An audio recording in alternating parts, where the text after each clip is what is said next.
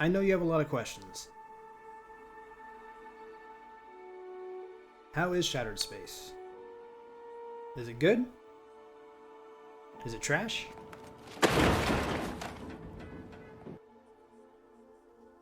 Are there any new vegan recipes available at the cooking station? Into the hangar. There you go. Yep, eat it. Put it in your mouth, but just eat it. God, I hate it. I don't care whether you hate it. You said you do it. All right.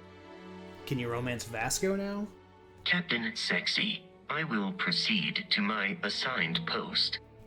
I can address at least a few of these questions because I've played Starfield's first official expansion, and I definitely have some thoughts I'd like to share with you today. Starfield.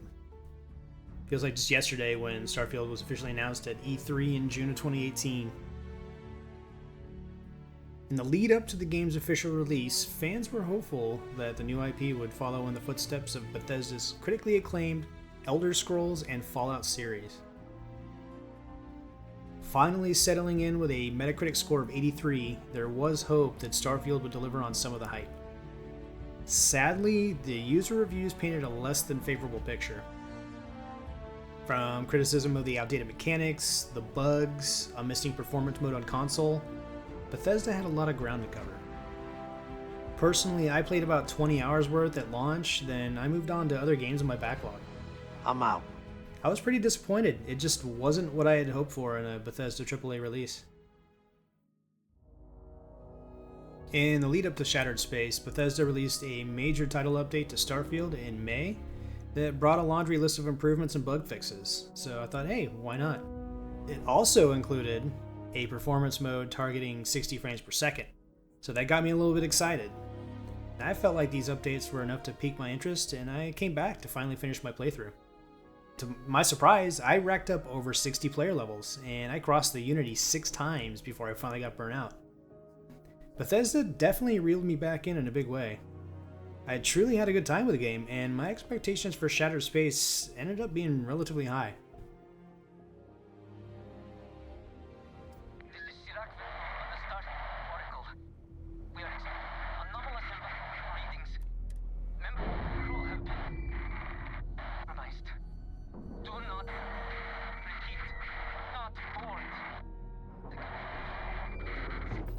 The new expansion's journey starts with a mysterious distress signal from a seemingly abandoned space station. You're immediately thrust into a zero-G environment, which is a mechanic I'm personally not fond of. It's a little too swirly for my taste, especially when combined with combat scenarios. You can always use the Earthbound Starborn ability to force temporary Earth gravity on yourself, but there are some areas of the station where you do need to be able to maneuver in all directions to progress the narrative. The space station is also where you're first introduced to one of the primary enemy types, the Vortex Phantom. These are actually humans that were affected by a currently unknown experiment, and they were transformed into a ghost or wraith-like entity. They mostly function like any other human in the game, though, and they just carry Varun weapons. That's pretty much it. There's not a whole lot special about them, except for their appearance. Once they're defeated, they do revert back into their human, non-translucent form, and they can actually be looted for their credits and their gear. And just a tip, make sure to grab the vortex shards they carry, and they're definitely going to come in handy later in the playthrough. Warning, station jump procedure initiated. Please check your surroundings to ensure personal safety. Jump in 3, 2, 1. Execute. Once you finish the intro mission on the space station, it automatically grab jumps to the Varun homeworld of Varun Kai. Jump completed. Station lockdown released. Initiating data transfer. Incoming transmission. This is Dasra calling the Oracle Station. We've received your transmission. Your orders are to send a representative down here immediately. It appears we have much to discuss. Landing site looks clean. Let's sit. The environment's quite eye-catching at first, but it's mostly made up of purple and pink hues, which I'll admit became a little dull over time. On a side note, you should know that you can absolutely leave Varun Kai at any point and return at a later time in case you need to offload inventory or pick up a different follower or some new gear. You may want to consider doing that, because as far as I can tell, your vendor options are pretty limited until later in the main quest line. Once you got boots on the ground, you find yourself at the gates of the capital city of Dazra. There's a brief unskippable encounter that introduces you to a few of the key characters, including House Varun leader Anasko Varun. And these characters are going to guide you along the story's path on Varun Kai. They reveal to you that the experiment that affected the Oracle space station also affected the citizens on the planet's surface. You'll be asked to pledge yourself to House Varun and go through an initiation of sorts. Sadly, regardless of your feelings on House Varun's ideology, you must pledge yourself to their clan and go through initiation in order to continue on with the DLC.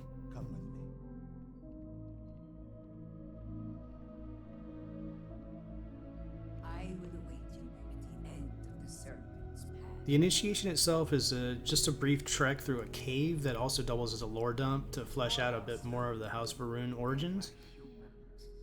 First on Earth, then scattered among the stars. He shared his knowledge with those around him. The cave design felt a little bit like it had some Skyrim DNA, which I appreciated, having spent hundreds, maybe over 1,000 hours in that world. Burdens of their former lives, and thus House Varun was born. By the way, you don't have to sacrifice that cute baby Groat. Yes, I said Groat, not goat. Welcome, Vindicator. Once you've initiated into the House Varun, you're going to discover that there are 3 other noble houses that exist alongside House Varun. Collectively, we unite under the banner of House Varun, pledged to follow Jinan Varun and his descendants. Our 3 Each house is assigned 1 member to serve in the High Council, advisors to the current leader, Anasko Varun. offer counsel to our leader. I understand. Until you were one of us, we could not trust you.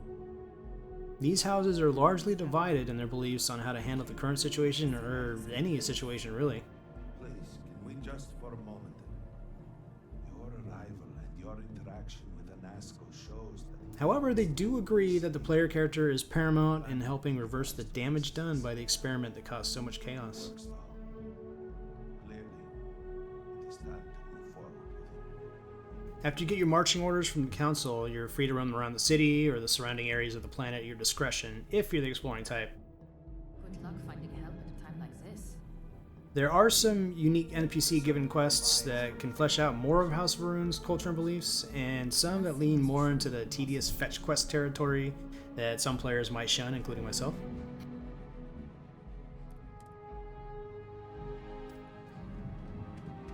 One of the standouts of the expansion for me is the architecture.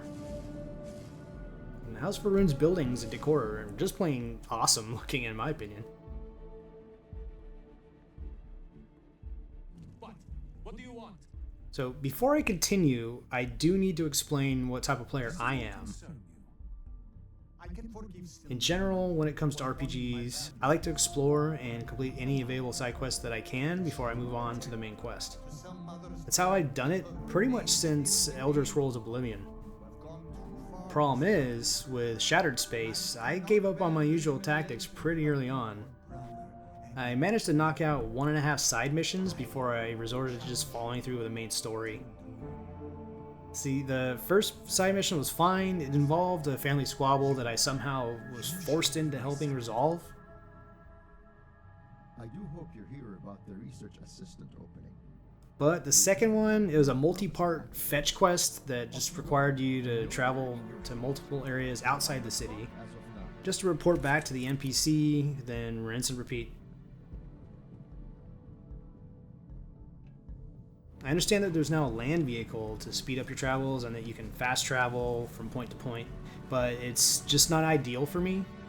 For the first major expansion to a AAA title, the last thing I want to do is play fetch with the locals for an hour or more.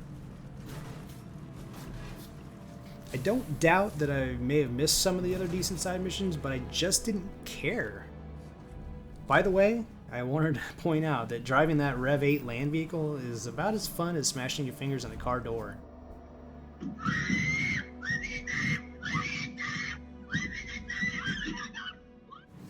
I'd rather ride a bicycle on gravel without a seat. I mean, it handles like a shopping cart that has one of those bad wheels that makes it hard to maneuver through the aisles. You know, like the ones that squeak when you move no matter what you do. You can lift it up slightly in the back or push down on it, but it just won't stop making noise, and you have to avoid eye contact with the other store patrons due to the embarrassment. And here, it's the research and algorithm the High Council wants. So the path to a conclusion is littered with chores that you have to perform to satisfy the head of each of the houses. Oh, I am. You're also going to meet the other enemy type at some point, the Vortex Horror. And these adorable little munchkins spawn randomly after dispatching the regular Vortex Phantoms. And they provide some pretty useful crafting materials that you should probably stash for later. Once you complete all the super fun tasks they give you, they're willing to part ways with the data that helps open the path to the Sacred Citadel. Now go. I have much to arrange. But before you can do that, there is one more piece of the puzzle, a power source. And that is only obtainable by battling your way through a facility underneath a dam inhabited by unkillable phantoms who berate you at every single turn. The Speaker's orders will be carried out. You must die. You should have left when you had the chance.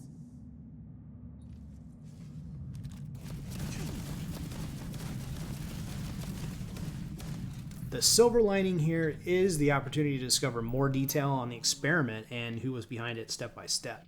I actually found myself reading all of the data slates that I found, which I rarely do.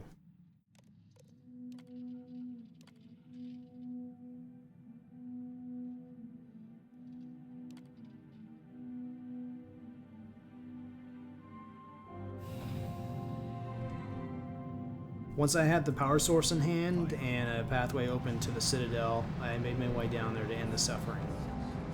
Take that as you will.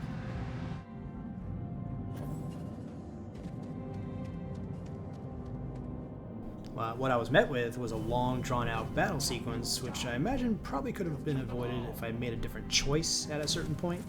But this was my experience, and I decided I wanted to fight at that point. But I regretted that choice later, and the phantoms just kept coming. It was wild, and it was janky. Got some frame rate dips, and some Varun zealots showed up at some point to ruin everyone's day. But alas, there is an end to the madness, and I was underwhelmed with the fanfare, or really the lack thereof, that I received for participating in this gauntlet of Tedium, Ghosts, and Purple Shrubberies. You failed. You brought us no scrap of hope for the future. Somehow, despite all their attitude and snark, the High Council still felt I was the only person to decide the fate of their government post-campaign. I didn't understand that. While parts of the story were interesting, the outcome left a lot to be desired. I didn't feel like I really accomplished anything. All I really had to show for it were a few new weapons, the permission to buy a home on Varun Kai, and kind of a backhanded pat on the back, I guess. Please keep this in mind, though. I absolutely rushed this experience. My total time played from arrival to the space station until final completion was about 9.5 hours. Some reviewers claimed a 4 to 6 hour streamlined run of the main story, so yeah, I did a little on the side and still took my time in certain areas, but not as much as one would normally do in a Bethesda RPG. I really tried, guys. I did. So the pros here, there's some interesting reveals on the history of the Varun Empire. Some of the data slates I found have some neat lore, and you'll also get more out of the named NPCs you'll encounter. Some of the weapons you can acquire are pretty strong, and there's no shortage of ammo since all your enemies carry the same weapon types. The planet itself is absolutely gorgeous when you first get there, but eventually you're going to start to see purple when you close your eyes. It's like so much purple. So now to the cons. There were lengthy fetch quests, hit or miss dialogue delivery, bugs and jank with NPCs and enemies. The story was pretty short, but in the same vein, it also felt like it was long. because I pretty much found myself waiting for it to end. Another gripe of mine was that bringing along Andrasia, who is part of House Varun, had very, very little in terms of unique dialogue.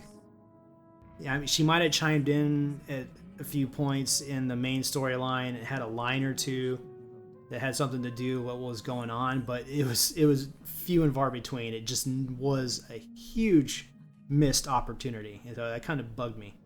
So as far as the rating goes, 2.5 stars is the best I can do, guys. Bethesda can and has done better, and I don't know what the future holds for Starfield, whether it's a sequel or another expansion, but I seriously hope that they consider their community's feedback before going gold on their next product. Well, if you enjoyed this review, I'd appreciate it if you gave the video a like, and subscribing is free. Drop a comment and let me know your thoughts on Starfield, the base game, or Shattered Space, and check out my other vids here. Toodles!